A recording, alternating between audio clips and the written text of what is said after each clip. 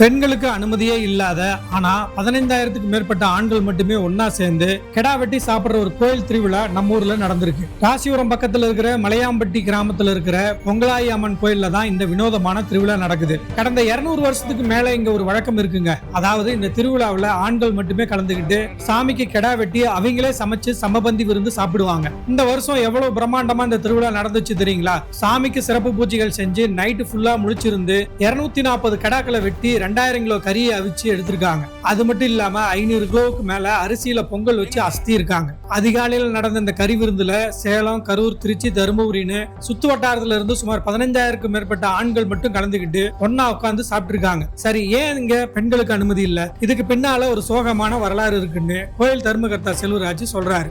அந்த பெண் பிரசவத்துக்காக துடிக்கிறப்ப இந்த ஊர்ல இருக்கிற பெண்கள் யாரும் அதுக்கு பிரசவத்துக்கு உதவ முன் வராத காரணத்தினால ரெண்டு குழந்தை இறந்துருச்சு. அது இறந்ததுனால எனக்கு இந்த ஊருக்கு பெண்கள் யாரும் எனக்கு உதவி செய்யல, பிரசவத்துக்கு உதவி செய்யலைங்கிற ஒரே காரணத்துக்காக சபிச்சுட்டு இந்த இடத்துல அது அப்படியே மண்ணில் இதாகிடுச்சு, இதை மறைஞ்சிருச்சு. அதுக்கப்புறம் இந்த ஊரில் பசி, பட்டினி, பஞ்சம் ஏகப்பட்டது வந்துருச்சு. அதனால் இப்போ மலையாள தெய்வங்கிறதுனால அந்த மலையாள பூசாரி ஒருத்தருக்கு வாக்கு அது இந்த மாதிரி நான் இந்த இடத்துல மறைஞ்சிட்டேன், எனக்கு அந்த பெண்கள் எல்லாம் எனக்கு உதவி செய்யாதனால நான் சபிச்சிட்டேன்னு சொல்லவும் அதுக்கப்புறம் நாங்களாம் அதை தெய்வமாக எடுத்து வழிபட்டுக்கிட்டு வந்துட்டு இருக்கிறாங்க, இங்கே வழிபட்டுக்கிட்டு இருக்காங்க. அதனால பெண்கள் வழிபடக்குள்ள அந்த தெய்வம் சொல்லிச்சான், பெண்கள் யாரும் என்னை வழிபடக்கூடாது, ஆண்கள் மட்டும்தான் வழிபடணும்னு சொல்லிட்டு அது மறைஞ்சிருச்சான்.